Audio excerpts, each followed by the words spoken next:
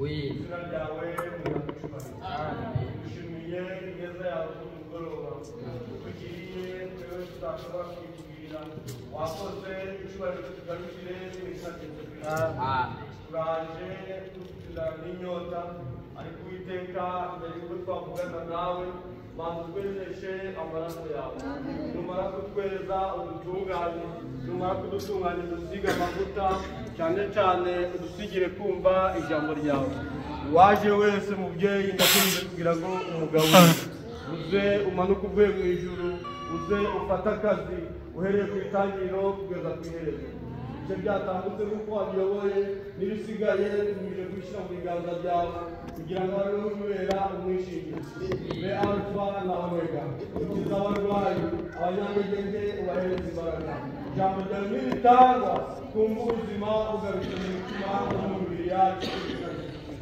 bino bikorere tukagira mu izina rya Yesu Kristo wakiriye umukozi w'Imana kandi muryoherwe n'amagambo pokea mtumishi wa Mungu uwe na utamu wa neno la Mungu.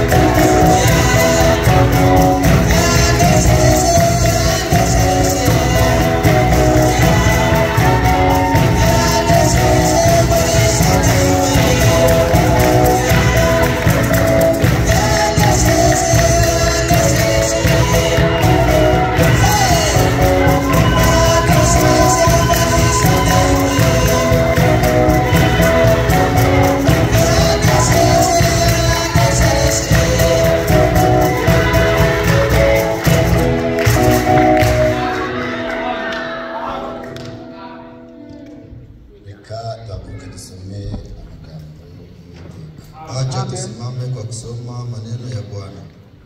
Tunasoma Abakolosai. Tutasoma Abakolosai ibice 3, sura ya 3, turahera ku murongo wa 14. Kuanzia mstari wa 12.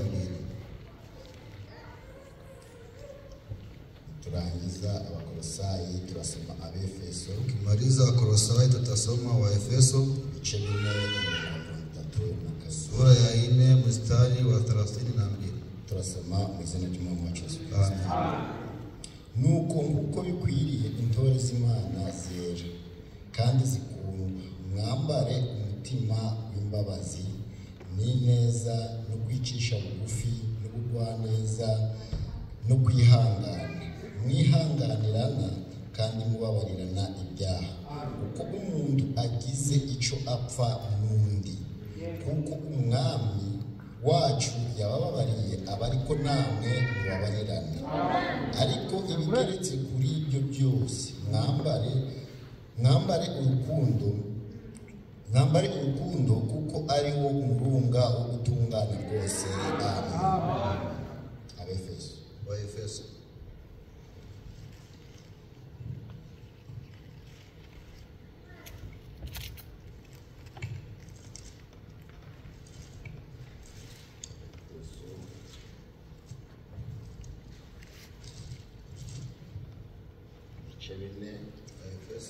umurongo wa 32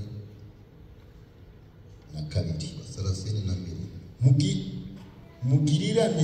Mugirirane neza, mugirirane imbabazi, mubabarirane ibyaha, kuko Imana yababariye muri Kristo Yesu.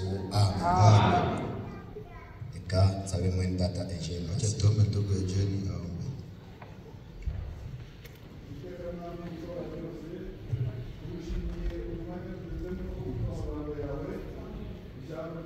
ubugingo ijambo ryawe niryo mbaraga, natwe tukimara kumva amagambo yawe asomwe twifuje kugusaba umutsima w'ubugingo, twifuje kugusaba kugira ngo aya magambo atubere umutsima, atubere imbaraga, atubere agakiza, atubere ubuzima. Nuko umugaragu wawe umuha umugisha n'amagambo yawe yaha umugisha, maze uze hagati yacu tugaburire twese, tubigusabye mu izina rya Yesu Kristo. Turica utakete. Imana yacu nishimwe, Mungu wetu ashukuriwe kuko itwemereye kwinjira mu bikari byayo. Kwa tubaria kuvuka ndani ya kanisa lake. Iyo Mana ntihabwe icyubahiro. Jina lake libasifiwe. Twongeye kubakira mu bikari by'Uwiteka. Tunaanza kuwapokea ndani ya hekalu. Twakiriye abashitsi, napokea wageni bari hagati yacu, katikati yetu. Imana ibahe umugisha. Mungu awabariki kandi biyumve amahoro. Tena wasikie amani uko bari wao. Wakweko kwao. Amen. Amen. Dusomye amagambo. Nasoma maneno. Aya magambo na umwami wacu. Hii maneno ya mfalme wetu. Ni ijambo ry'Uwiteka. Neno la Bwana. Dusomye mu Bakolosayi. Nasoma Wakolosayi. Yatubwiye ati kuko bikwiriye intore z'Uwiteka. Kama vile vinastahili wateule wa Bwana. Intore z'Imana. Wateule wa Bwana. Kandi zikundwa. Tena wapendao. Mugire umutima w'imbabazi. Uwe na moyo wa huruma. Amen. Amen. Umwaka urarangiye, mwaka urakwisha, tugeze mu isozo ry'umwaka, fika mwisho wa mwaka. Umunyabwenge mwenye hekima akwiriye gukora umubare, anastahili kufanya hesabu. Ukureba abacuruzi bose, kama tunaangalia wenye kucuruza, umwe wese ari mu bitabo, kila yote iko ndani yake, nawe afite ubucuruzi, kama yuko na wenye anacuruza, ari kubara ese uyu mwaka na hesabu iyi mwaka tulifaidika nini, ese ko nacurujije, bone mimi nilicuruza, narahombye cyangwa narungutse, yehomba au nifaidika. Uwo ni umunyabwenge wa hano kwese, ni mwenye akili, uwo ni wao tuzi gushakisha ubuzima, nataka kutafutisha. Ndetse nabwo turi mu makampani, tuko ndani ya kazi, turavuga se uyu mwaka, tunasema uyu mwaka nakoze cyane, nifanya sana, hari igihumbi nabitse kuri banki, cyangwa hari 500 ziri kuri banki zo nabitse muri mwaka, niweka kwa banki mwaka. Uwo ni umunyabwenge wa hano, mwenye akili hapo. None no mu mwuka, ndani ya kiroho, imibare igomba kubaho. Hesabu ni lazima itagize umubare kama uko na hesabu ndani ya kiroho. Tutekereze ibyatambutse n'ibyo ugeze mako kazi, ilipita inafika pale pale, na uzarangiza urugendo, hautamaliza safari hii. Umunyamwuka wa kiroho akwiye kugira umubare, anastahili akavuga ati ese, anasema kugeza isaha tangu saa hii ntacyo mfana mwene data, unakwenye afia na ese wewe istaje naje, kama Yesu anakuja tena nazenda. Iyo ni imibare y'umunyamwuka, ile ni hesabu ya kiroho, kuko utatekereje mu rubuzi, kama wazie ndani ya hii, ngumenye yuko wambaye umubiri, jwe kama una, kandi ngumenye yuko ushobora gucumura isaha n'isaha, ushobora kumenya ko wasitara kuri tusabe kwa ndugu tusabe, ntawuzabana nawe, hautaishi naye. Umunyabwenge mwenye hekima ahora atekereza ubuzima bwe, kandi agatekereza we n'Imana mbese bameranye n'ite bikoje. Amen. Amen. Tugiye kuganira ijambo rivuga ati tutaza muzuri nawe sema imbabazi, huruma. Imbabazi muri ubuzima ni ingenzi. Huruma ni lazima. Utagira imbabazi mu mutima wawe, na huruma ndani ya bigaragaje ko nawe utababariwe, binaonekana kama nawe akuwa udafite imbabazi nduwabariwe mwene se, rehema ya kurehema shakaza kakubwira ati mwene data mbabarira, sema ni rehema, biba bigaragaje ko binakonesha iyo tinze kuvuga ati ndakubabarira, ikabya kusema bivuze ngo nawe ibyawe tobye byababarira, nawe bihaka byasamehewa, kuko bakuwa nawe turi abana b'Imana, tuko watoto wa Mungu. Imana ibyara abana, Mungu anazaa watoto wake, kuko nawe ibyara umwana w'Imana, mbuzi nazaa mbuzi. umwana w'imbogo ingogo ikabyara akarure Mungu inazaa mtoto cha imana nayo ibyara imana na Mungu naye anazaa watoto wa Mungu. kandi imana yacu Tena Mungu wetu ubutunzi bwayo utajiri wake n'imbabazi rehema. imana Mungu y'imbabazi ni mwenye huruma. iyo itagira imbabazi Angekuwa na huruma ziba tutariho, ziba tutarababariwe, ziba n'ibyishimo dufite ntabyo dufite. Twari turi abo gucirwa urubanza ndetse twari turi abo kubabarirwa, ariko kubw'imbabazi z'Imana zo zitugize abana bayo. fanya watoto wake. Mwitegereze, Mtazame Imana ishize Adamu na Eva muri Edeni, Mungu anatia Adamu na Hawa ndani ya Edeni. ibashizemo Nawatia irababwira ati nawaambia eti mutazarya ku iki giti, usipokuwa kula kwa hivyo umunsi mwakiriyeho utakula. muzapfa, Utafariki. muzapfa. Utafariki. Imana ibigende, Mungu anashinda. ariko Bibiliya tubwiye Biblia tuambia buri mugoroba kila jioni Imana yazaga kubasura, anakuja kuwatembelea. ikaganira nabo, ikabaganiriza ijambo ryayo, yarangiza ikigende Anashindia. ikagenda. Anashindia. Buri mugoroba ikagaruka, Jioni anarudia. ikababwira ati rero bana Anamwambia banjye, eti watoto wangu mwitondere iri jambo, kabisa muryitondere. mshazali. Umunsi mwariye ku iki giti Utakula bimuti. muzapfa, Utakufa. muzaba mwizanira ibyago. Usiletea kabisa laana. Adamu ati ni amen, Adamu anasema ni amen. bakagicunga. Wanachunga. Ariko kuko ari umuntu wambaye umubiri, Mtu wa Mungu umuntu utifuriza ibyiza, asiye mema. isaha yarageze Saa ilifika aragwa. anaanguka. Iyo Imana itari inyembabazi Mungu alikuwa Mungu wa rehema. yari irarica mu kanya, Tuwaua pale pale. ariko kuko Imana ari umutunzi w'imbabazi yaravuze ati ese n'imico y'umugabo ari byo wamuremye, imbabazi zanjye ziraba ziri Nyumba hehe? zangu zitakuwa wapi? Byayiteye Iliacha kuvuga ati kusema eti Adamu, Adamu sinkwishe sikuue, ahubwo ikirapfa lakini chaita mu cyimbo cyawe nyama yako ni inyamaswa. nyama. Imana ihamagara inyamaswa Nyama irayibaga anachinja ibambika uruhu. anawavalisha Imana ibonye amaraso y'inyamaswa ikwikira bya byaha bya Adamu. ya Adamu. Amen. Imana yacu ni inyembabazi, n'abana bayo bakwiye kuba banyembabazi. Igihe mwene so azagukorera icyaha akaza akagusaba imbabazi, ukumva imbabazi kuziguha ziri kure, uzamenye ko nawe utababariwe, uzamenye ko nawe imbere z'Imana ufite ibyaha. Hari ibintu Imana ikaba itihangana. Reka ndakubwira, hari ikintu Imana idashobora kwihangana. Hawezi kusubiria. Imana ntibabarira Mungu ibyaha bye, Imana itababarira. dhambi mbili Mungu hawezi samehe. Iyo ututse umwuka we, icyo ni icyaha cy'Imana itakubabarira. Dhambi Mungu hawezi kusamehe. Iyo wimwe mwene se imbabazi, icyo nacyo ni icyaha Imana itakubabarira. Ibyo ni ibyaha bibiri Imana idashobora kwihangana. Mungu hawezi kusubira. Reka mbabwire bene Acha data, niwaambie ndugu, muri uru rugendo turi kujamo, hii safari tuko ndani. kuko byanditswe ati Maandiko hivi. kuko muri intore z'Imana, Wateule wa Mungu. intore Wateule. ni abatoranije bavuye mu bandi gushyirwa uruhande, ati mwambare umutima w'imbabazi no kwicisha bugufi kandi mubabarirana, mwihanganirana, Mnasubiriana. mwihanganirana.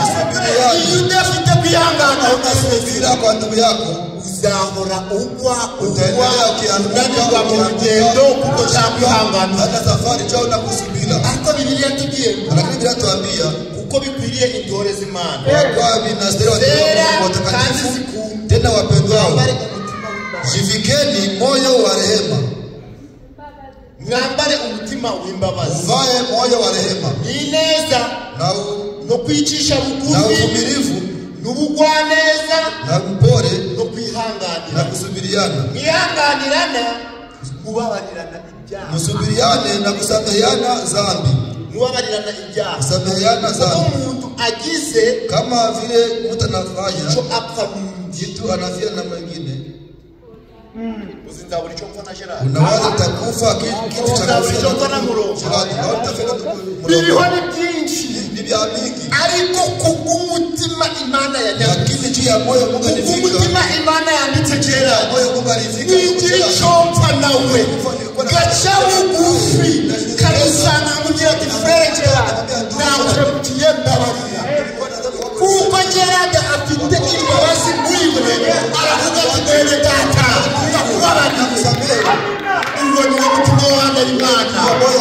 Igihe cyose uzavuga ati leo tutasema eti napenda mwene data ikizia na mtu ariko ndaho yaje kike sinzamubabarira. kusamehe Zamenye muri ako kanya naho utarababarirwa ujyajawe kurimo. zako ziko juu yako. Umwana w'Imana agira umutima w'imbabazi. Uko data yatubabariye ibyaha natwe dukwiye kubabarira abandi. Igihe utazababarira mwene so ubabariye mushiki wawe zamenye yuko nawe ufite urugendo rurerure. Amen. Umwaka urarangiye. Mwaka unaisha. Ibyabaye muri 2023 byari bikwiriye gusigara muri uyu mwaka. Tubyinjirane mu gundi mwaka. Igihe uragira umutima gukomeye Kama rejiwe ni kifo, ni urupfu, ni urupfu. ni kifo. Umwana w'Imana Mtoto wa Mungu akwiriye kwambara umutima w'Imana. anastahili kujivika moyo wa rehema, Uko data yatubabariye kama vile Mungu atusamehe, natwe dukwiriye kubabarira nasi abandi. tunastahili kusamehe wengine. Amen. Amen. Mwambare umutima w'imbabazi Jivikeni moyo wa huruma n'ineza, n'ineza. na upole na wema. Mwambare umutima w'imbabazi n'ineza no kwicisha bugufi. na kunyenyekeza. Umwana w'Imana Kila mtoto wa Mungu yeyote akwiriye kumenya guca bugufi. anastahili kunyenyekea. Ukamenya kurunaka gusumba. Unajua kama fulani iko kubwa zaidi yako, unajua na wewe ni mkubwa Twebwe zaidi nta yako. mukuru tugira. Sisi hatuna mkubwa, Umukuru ni umwe. mkubwa ni mmoja. Amen. Amen. Nicisha bugufi Kunyenyekea n'ubugwaneza na upole no kwihangana. na kusubiriana, Mwihanganirana kusubiriana kandi mubabarirana tena ibyaha. kusameheane dhambi, Tubabarirana ibyaha. kusameheane Uko umuntu agize icyo apfa kama n'undi. hivyo ninyi mtu anafia na mtu mwingine. Kuko umwami wacu yabababariye Kama vile abe ariko namwe mubabarirana. nanyi kusameheana hivyo. Amen. Amen. Nabe uzi ko wababariye. Kama unajua ulisamehewa, Uzi ko wababariwe ulisamehewa, nawe ubabarira abantu. na wewe usamehe wengine, Kuko imbere z'Imana kwa kuwa mbele ya Mungu nta cyaha na kimwe kuna dhambi hata moja. wababarirwa. Wewe usamehewe. Nabe umugore wawe agusaba imbabazi. Kama mke wako nakuomba Ukavuga msamaha, nzamubabarira. sitakusamehe, Sinzamubabarira. sitamsamehe. Nawe iyi Imana ibumbuye igitabo. Nawe Mungu akifungua Ibona ko kitabu, ibyaha byawe kama bitarababarirwa. dhambi zako bado Mwana hazijasamehewa. w'Imana Mtoto wa Mungu akwiriye kwakira imbabazi muri we. Kuko yazihawe ziza muri we. Yabakwiriye kwitokana igihe cyose uzumva ko gutanga imbabazi bikubereye ko bikubereye ikibazo.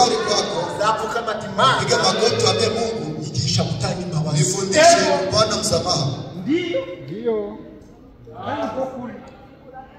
Amen. Amen. Nta cyaha na kimwe Hakuna dhambi hata moja kitababarirwa. haisamehewa. Ese umuntu yakwiciye Kweli ni mtu ari menye ko yakwiciye angejua kama roho mtu akaza akagusaba imbabazi, huruma, umuti ni ukumubabarira. dawa ni kukusamehe. Reka nze nkubwire, Acha nikwambie, utababariye mwene kama se haurehemie ndugu yako, ugenda umwikoreye mu muti. unaenda unambeba ndani ya moyo wako. Utababariye mwene Kama mushiki wawe hausamehe dada yako, ugenda n'intimba. Sikia, unaenda na muziki ndani ya roho yako. Ugenda umwikoreye. Unaenda na mubeba. Kandi kumutura kose. Tena kumutia chini kote. Kusamehe. Bigashira. Na vinaisha. Naho nutamubabari. Kama hukusamehe. Uzasha hose. Mahali popote utaenda. Uzagenda umufite mu. Utaenda uko naye kichwa. Mwambara umutima w'imbabazi. Uvae moyo wa huruma. Kristo yaratubabariye. Kristo alitusamehe. Azamuka ku musaraba. Apanda salabani Golgotha. Aravuga ati ngo byose ndabirangije. Yote ndamaliza. Yote ndabirangije. Ndamaliza. Kandi kimwe cyasigaye. Bibiliya tubwiye ngo inzandiko zaturegaga. Zarashanyaguje ku mugaragaro. Kandi bo n'ibyapa dufite. Barabitaye mu nyanja.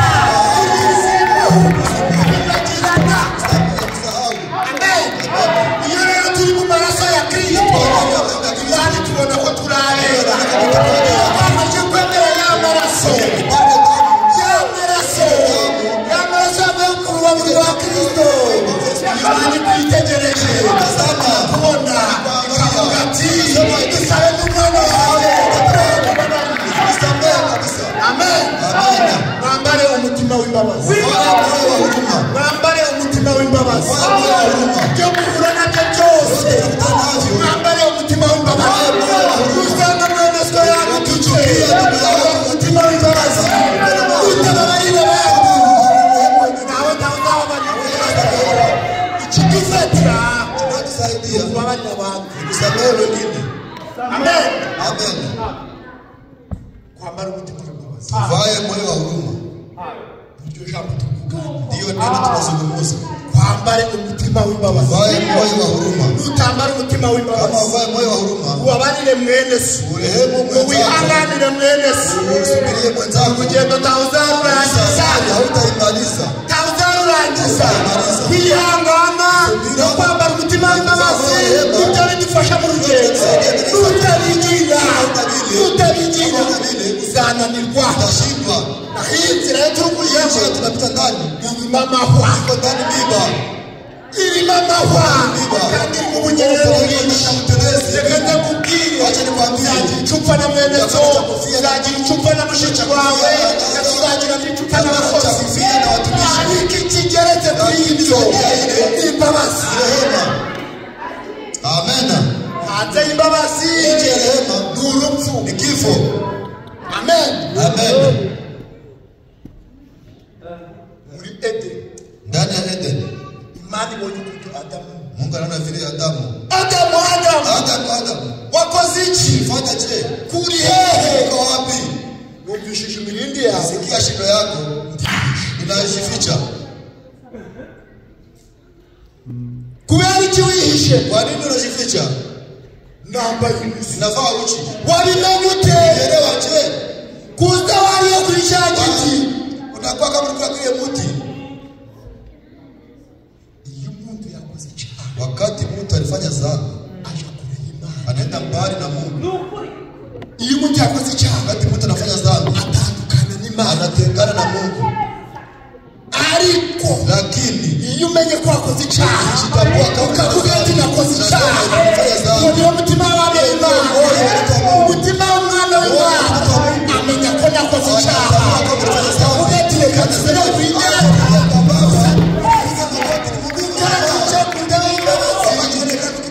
Arambabarira. atakusamehe. Iyo umenye ibyo Ukitambua vile, ugasaba imbabazi, unaomba msamaha, Imana yongera kuba inshuti. Mungu anakuwa rafiki na wewe. Adamu Uwo ndio ule Uwiteka aramuhamagaye. Bwana anamuita, Muzani. kuja hapa.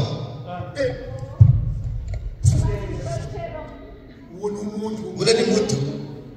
Iyo umuntu yakoze icyaha, Mtu akifanya dhambi, ukamubwira ati wakoze na icyaha, mwambie fanya dhambi, arikaza agahisha. anajaribu kujifunika funika. Lakini iko ya bana hivi na hivi. Si wakwemeza. Sikubali. Wakwemera ko wakoze icyaha. Hanyuma ugasaba imbabazi, ukababarirwa. Unasamehewa. Izo nizo ngorane z'umuntu. Ile ndio tatizo ya mwanadamu. Kugira ngo yemere ko yakoze icyaha Aingie kama alifanya dhambi, biragoye. ni shida. Njole Adamu, Eva, anajificha nyuma yake. Wote wanapigana chochero. Aho bavuze ati mwana twabariye Fanya dhambi. Yuko anajificha ficha. Mungu anawatazama. Adam. Ilikuwa je? Mungu nipatia. Mvishe kubura na kumu Msikie mnasikia kusema kwa mtu. chama gishize kumana. Zambi wanatia kwa Mungu. Kore ikosa kunguni. Fanya kosa nipatia mke. Mke nipatia anishawishi. Eva wewe. Na mimi ni nyoka. Na Jorge Tepea.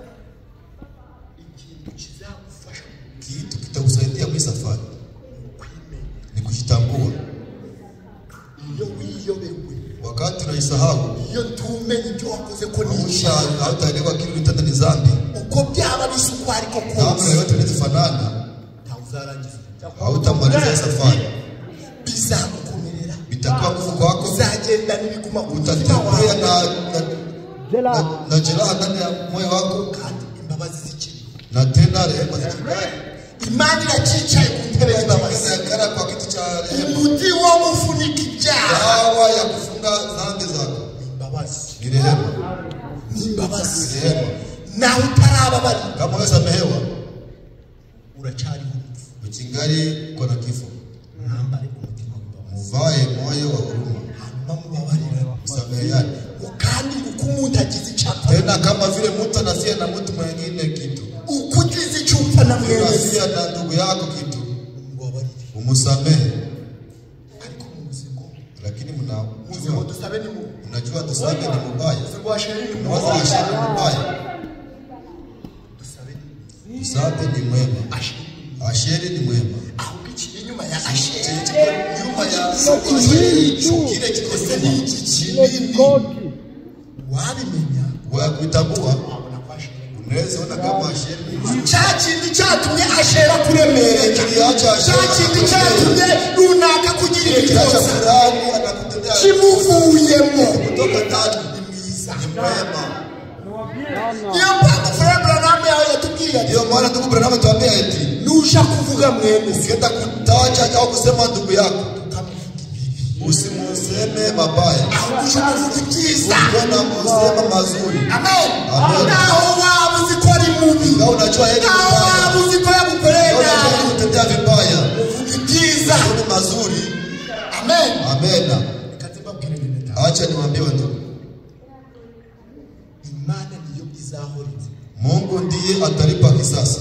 biriya yaratubujije kwihorera Biblia tukataza kujilipia. biriya yaratubwiye ati ntimwihorere Tuambia msishikane. ahubwo mubabarirane Musameheane. aho mwene so nakugirira nabi Fanyisa vibaya. biriya yatubwiye ngo Biblia tuambia muombee mibaraka na vitakwisha.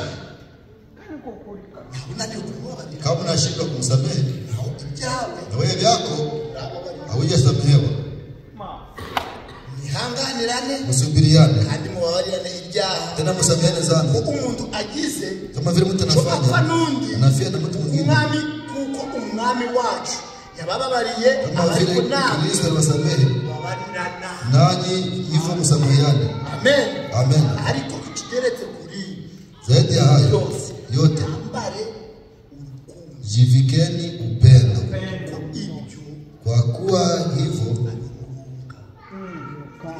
ndiyo upendo ukunda mwene wa kupenda ndugu yake. ukunda umugore wawe Ukipenda mke wako wananirwa kumubabarira hawezi kushindwa kumsamehe. igituma udatanga imbabazi Hayo acha upande huruma, nta rukundo ufite muri wowe ukikuwa na upendo ndani yako, ufite urukundo ukikuwa na upendo urababarira unasamehe, kuko imana ari kwa urukundo kuwa Mungu ni upendo. niyo mpamvu yatubabariye Ndio ibyaha sababu nasa tusamehe dhambi kandi bitakure tena na vitupa mbali mbali sana.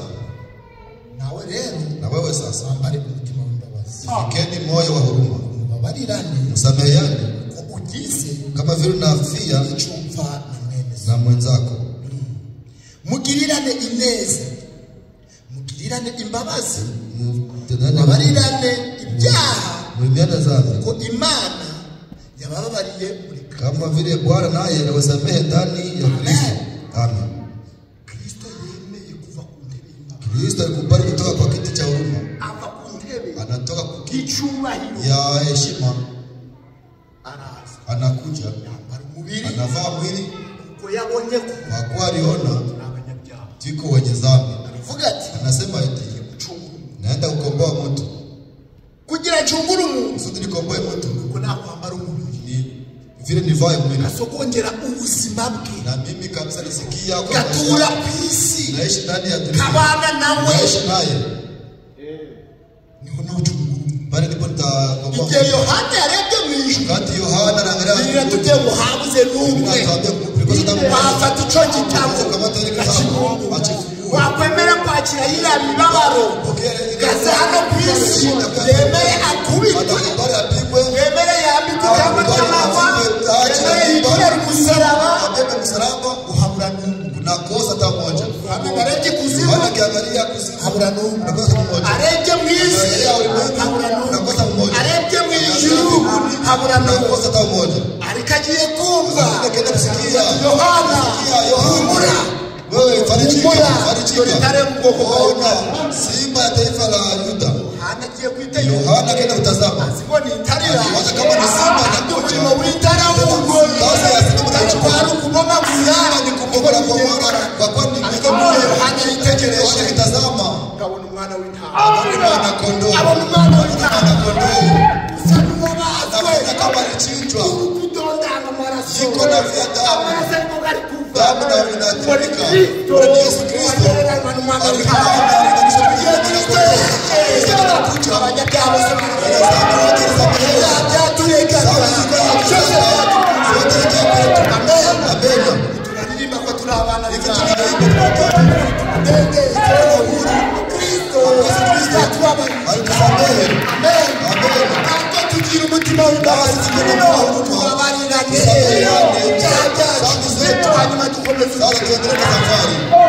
Amen. Amen. Matayo.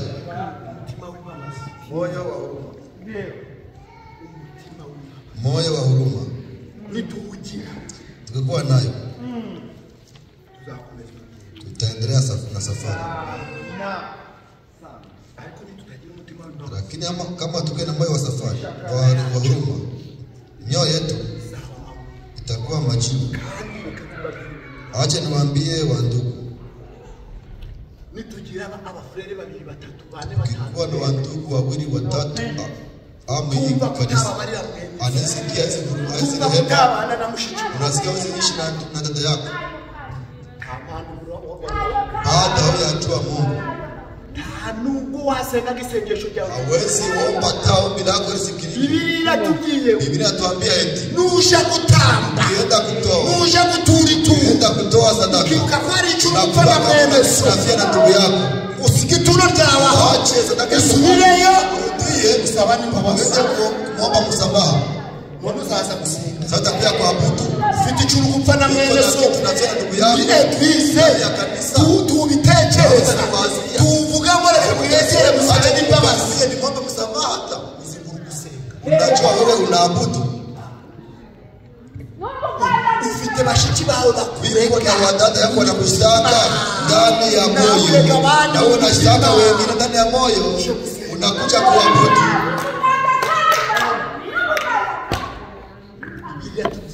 Biblia inatuambia eti tujichunguze mitima yawe ndani ya mioyo yetu, nani hari icyo kama mfana mwene unakuja data na ndugu umukute ndugu, nisamehe ili wakati sanze tena nena kandi baranyumvise ananisikia, nisamehe ndugu.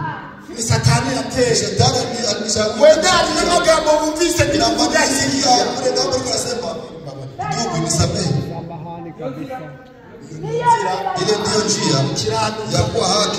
ko Biblia tugiye Kwa Biblia tuambia eti nabe kudasabye imbabazi kama omba msamaha, cyacu cyo cyacu dhambi ikingali kwako. yani tugiye ngo Biblia ndio tuambia eti naturirana ibyaha byanyu mukiri dhambi nyinyi kwa nyinyi kusudi muokolewe. imbabazi Huruma ni ya muhimu.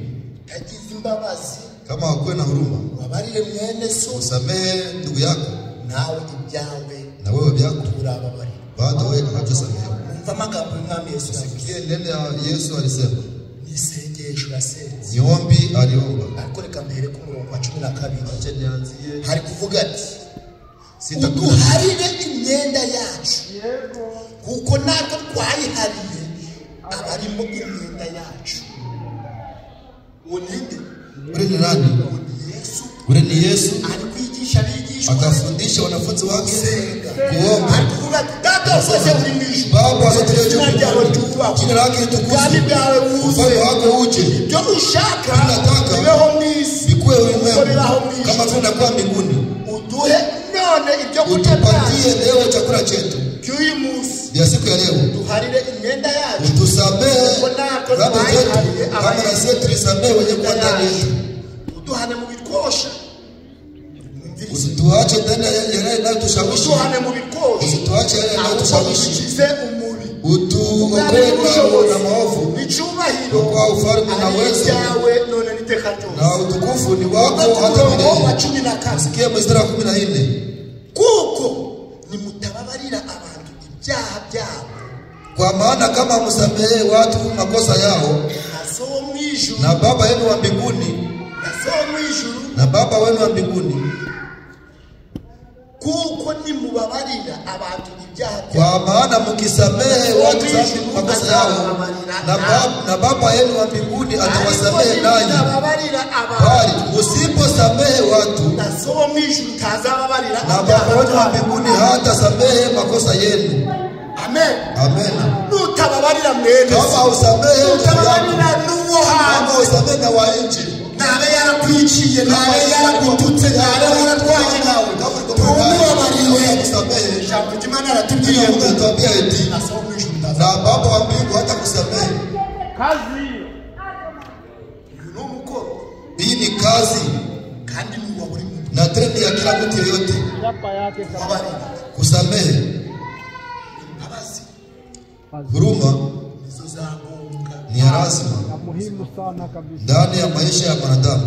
reka nzibabwire, Ndugu, acha nikwambie, iyo tutagira imbabazi za Kristo tungekuwa na huruma ya Kristo, ziba tutari babi. tungekuwa tuko wabaya. Iyo tutababarirwa ibyaha byacu Tungesamehewa dhambi zetu, ziba turi hehe? tungekuwa wapi? Dawidi waravuga ati Daudi anasema eti ngo bababariwe ibicumuro byabo, heri waliosamehewa dhambi bababariwe zao, ibicumuro byabo waliosamehewa dhambi zao, barahirwa. kwa heri. Amen. Amena. Tugire umutima w'imbabazi, Tukuwe na moyo wa huruma, tubabarirane. tusameheane. Uko umuntu agize icyaha na mugenzi we, usamehe, Ubabarire, umubabarire. usamehe. Amen. Amena. Ngo ndarindiriye ngasaza nsaba imbabazi. Ninachunga akuje aniombe huruma, aniombe msamaha. Simusamehe basi. Siku moja Petro aliuliza Yesu eti, None data sasa Baba, tugiye ko natuambia eti tuwe na kuwa na huruma. none Sasa none data ndugu ntagirira ikibi akinifanyizia vibaya, zamubabarire kamba, ni mrehemu mara ngapi? zamubabarire kamba, Mrehemu mara ngapi? ntagirira amakosa, Akinifanyizia nesha ngirira amakosa, kesho ni kosa, nesha ngirira kesho amakosa, ni kosa, nesha ngirira kesho amakosa, ni kosa. zamubabarire ngeze ku ikamba. Mrehemu mara ngapi? Yesu arababwira Yesu anamwambia eti zamubabarire Mrehemu. ugeze karindwi, fanye saba kari 70, mara 70. karindwi, Saba kari 70. mara 70. Uzi guteranya ni kangahe? Mimi najua kufanya hesabu Na ni ngapi? mirongo icyenda n'icyenda. Sibyo? Amen.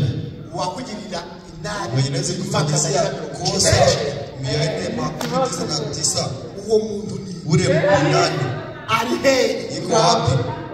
None uyu mwene siko Sasa wewe ndugu yako uri wako au ya mke wako gatoya anafanya kitu kidogo gato kidogo, afariki bila kukusamehe.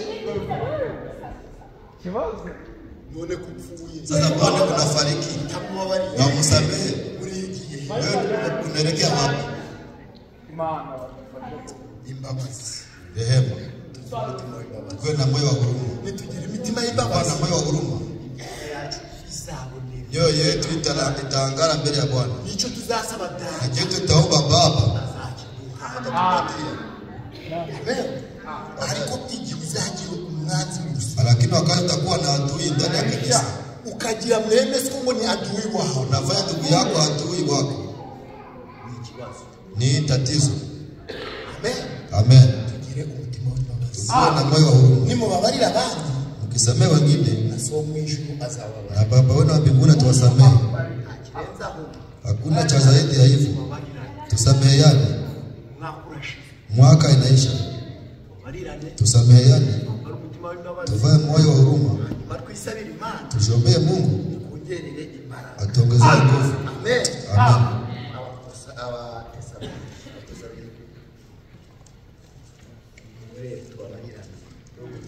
Imbabazi nizo z'ingenzi. Imbabazi ni ingenzi mu buzima bwawe. Imbabazi ni ingenzi mu rugo rwawe. Imbabazi huruma imbabazi ni ingenzi. Ibice bitanu Abatesalonike Sura ya 5 wa Tesalonike bereka umurongo wa 14 mstari wa 10. kandi turabahugura bene data kugira ngo mucahe abica gahunda, mukomeze abacogora, mufashe abadakomeye, mwihanganire bose, murebe hatagira uwitura undi inabi yamugiriye. Umurongo wa 15. Murebe hatagira uwitura undi inabi. Angalieni mtu awe yote ahubwo mwenziwe muje mukurikiza iciza iteka, bali siku zote lifuateni lililo jema ninyi kwa ninyi na kwa watu wote. ahubwo muje mukurikiza iciza iteka mu byo mugirirana jema no mu byo mugirira abandi ninyi kwa ninyi kwa watu Amen. wote. Amen. Wandugu, imbabazi rehema n'urukundo na upendo bijana. vitu vinatembea pamoja. Ukunda uramubabarira, Mwenye unapenda unamsamehe. Mwenye unapenda mubabarira unamsamehe. akakibagira. Tena unasahau. Murebe hatagira uwitura undi Mwangalia asiwe mtu akujibia mwingine baya kwa mabaya. yamugiriye, Yale aliyemtendea. ahubwo Bali uje ukurikiza iciza iteka. ukuwe unafuata yaliyo mema kila siku. Amen. Amen. None uhihi yagira intege Au zangu hii anakuwa na akangirira udhaifu, anatendea vibaya, ariko se ejo muhirika lakini neza. kesho yake kweli zanifanya vizuri. Wibuke neza uhihi Kumbuke wema wa hii alikufanyizia. habe none satana Kama leo shetani anamshawishi akabagiriye nabi, anatendea vibaya, ejo muhita agiriye neza. kesho yake wewe zanifanya vibaya. Iki cyo uhihi akoreye none Kufanyizia rero iki ndakibagirwa, sahau kibuka ya neza kumbuka ule wema nifanyizia. kugira umutima w'imbabazi, Kuwe na moyo wa huruma. kandi mubabarirane Tena msameheane. ntabwo muzababarira. Ndipo na nyinyi mtasamehewa. Amen. Amen. Mutababarira abandi Kama usamehe wengine, nawe na tuzababarira. wewe hutasamehewa. Muje mukurikiza iciza iteka. Mkwe mnafuata mema siku zote. Amen. Mu byo mugirirana no mu byo mugirira abandi Kwa bose. yote mnatendeana na wenye mnatendea watu wote.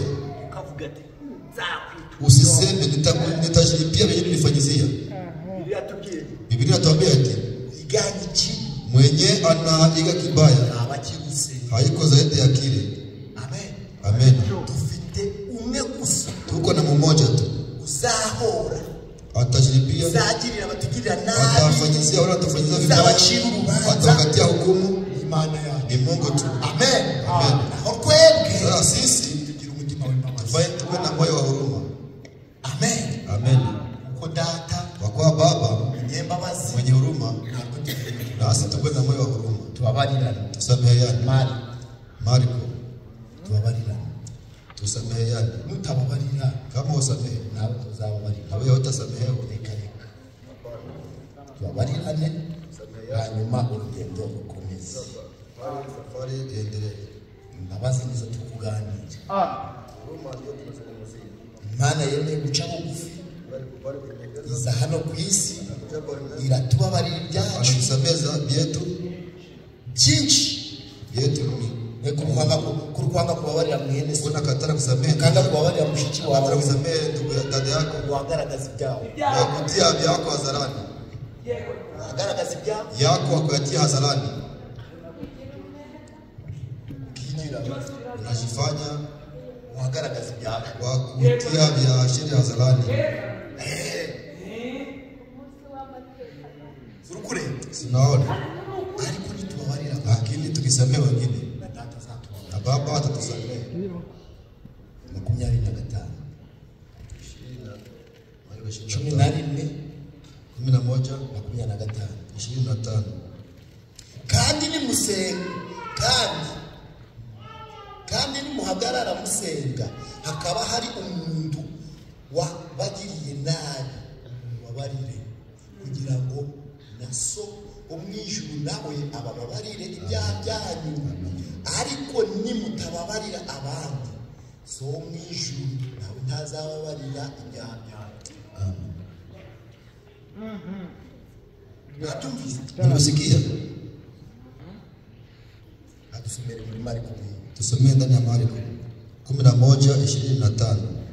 nidusenga Tukiomba ukaza ugasenga unakuja naomba utekereza ati unawazia eti rubandagiriye nabi rubandagiriye nabi hanyuma ukavuga ati mana sasa mbabarize nasema ati Bwana nisamehe aweze akishobora imana ndi kubabarira Mungu naye atakusamehe. 11:25 Marko 11:25.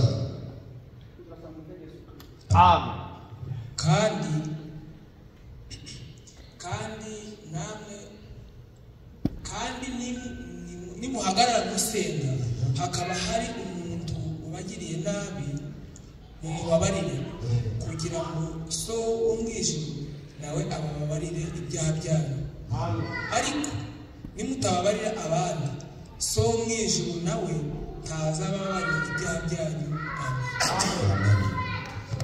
umutima w'abana b'Imana Ule ndio moyo wa watoto wa Mungu. mwana w'Imana Mtoto wa Mungu iteka kila mara ahora afite umutima wo kubabarira, anakuwa na moyo wa huruma, ahora afite umutima wo anakuwa kubabarira, na moyo wa huruma, moyo wa fadhili, umutima wo kubabarira. moyo wa huruma. Ugiriye nabi Nilifanyiza vibaya, Mungu akusamehe. ututse Nitukana, Imana Mungu ikubabarire, akusamehe. uwandenganyije Imana ikubabarire, Mungu akusamehe. uwanyibye Niba, Imana Mungu ikubabarire, akusamehe. uwambungije Imana ikubabarire, uwamvuze nabi Imana ikubabarire, Vibaya, Mungu akusamehe. ngo umubabarira Kusamehe. uraba umugeretse amakara Utakuna makala juu ya wakata nuru kichwa yake. kabisa. kandi n'umubabarira Na tena kusamehe. ugenda ubivuga Usiende kubisema. Hapana. wabaririye Kusamehe. kibagirwa Isahau. binashirira Uishie pale. nta mwana w'Imana Hakuna mtoto wa Mungu wari dukwiriye guhendahenda imbabazi. stahili ngo babarira dusabe babarira dusabe ngo babarira shere babarira shere kubera iki kwa nini we uko babariwe kubera iki utababarira abandi hata useme wengine ngo bitume mpamagara yache niite ndugu wanani ukuje tuzungumuze na fulani twigishe kubabarira tukufundishe kusamehe bile havina mafaa. Mtoto wa Mungu ijambo ry'Imana risoma neno la Mungu libakilisoma umutima urafunguka moyo wake unafunguka, wamara gufunguka kisha funguka agatangira anapana huruma. kandi twese Tena sote imbere y'ijambo mbele ya neno turavuga ati ni amen tunasema ati ni amina, barara tunalala chini. amen Amen. ndikubaganiza Niko nazungumza eti umutima w'imbabazi kuwa na moyo wa huruma, cyajyanye namwe waliponaji dhambi zenu utasamehewa. tugize upfana mwene so Kile chote kinafia na ndugu yako ubabarire usamehe, nawe kugira ngo ubabarire wewe usamehewe. ntabwo urarangiye mwaka inaisha. Amadosiye go muri 2023 Shida zote za mwezi wa 2023 ziishe. Biishe. Ubifunike na rehema. Ubifunike na rehema. Utaanza ile mwaka wa 24 na yuko mzuri. Ya leo kipeleka kuchukua kule mwaka. Na ile mwaka wa 24 utaimaliza vibaya. Ni kweli wa ndugu. Ukianza vibaya kabisa ile ukianza vibaya ile na wiko na kinyongo unashaka kuchirani au upendi kabisa kuwa haki na unashaka kuiunga na mnene kabisa kushuka kabla tijeto nziunga na sababu mimi sitashuka naye na ile mwaka wa 2024 utaanza vibaya na uimalize vibaya jingira lakini mimi nilikuwa na kusihi kusudi kuwe na moyo wa huruma na mnene ushuke na ndugu wabari umrehemu. Sasa muendelee na safari. Rehema zinafunika dhambi zetu. Amen. Tukue na moyo wa huruma. Basi tusi Mungu tupatie nguvu. Amen. Kwa kuwa mbingu tunaelekea ndani ni ya umoja wa ndugu. Kwenye hakuna umoja, kwenye hakuna huruma ni tatizo. Ukikuwa na kitu unafia na ndugu yako umusamehe. Kama musamehe wiko na shida. Amen. Tukue na huruma ndani yetu. Amen.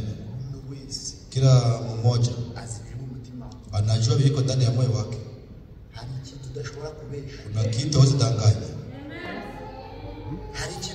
Kuna kitu hawezi danganya.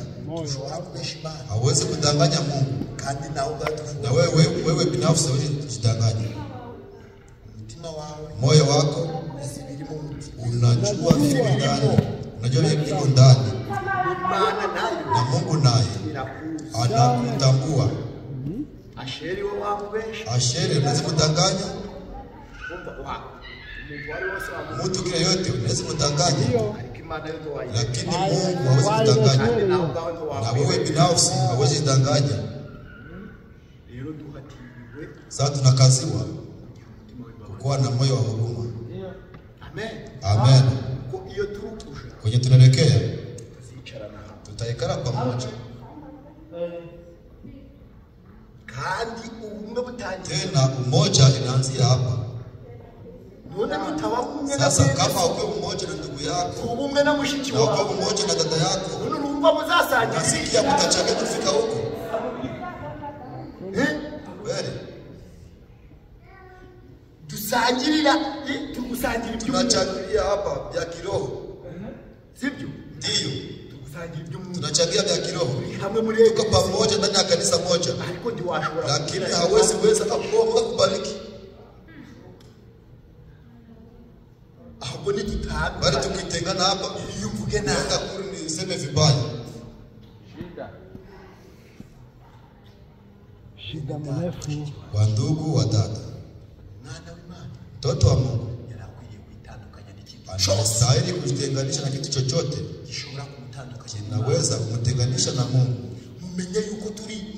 Mujue ya kwamba kama tuko ulimwengu lakini tuko wasafiri. Leo nipo lakini kesho unone pagazi mbele akakanda pagazi mbele zao muda hii nasema mbele zenu alikuwa harije najera haida kuna wakati nafika kule kupata sheria alishaenda. Umuntu agenda dasezeye utaenda bila kulaga noja mu gitanda ndi kumwe n'amahoro waje tuko pamoja na amahoro wangu mukanya kabara bahamagaye akabahamagaye winyamba munisaidie mumvanireho ukwe yadosha washari muri saro utie pale ndani ya saro. Umuntu ni iki? Umuntu ni nini? Ngo kuvuga ati Yesu atakusamehe.